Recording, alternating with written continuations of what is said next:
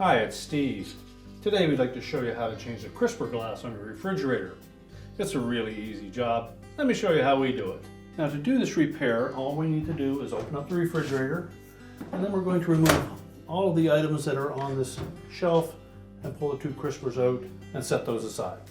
So next we'll remove the two crispers and the items that are in them, and we'll just set those aside.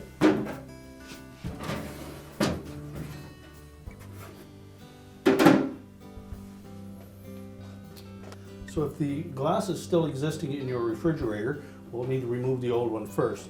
So just lift up on the pantry drawer, reach in underneath, lift up on that glass, and then carefully pull it out.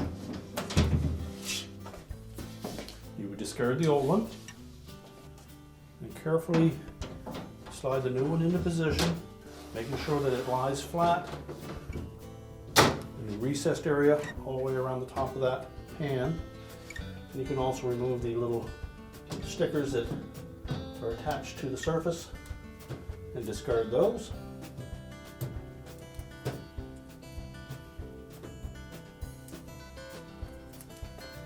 We can then put our crisper pans back in.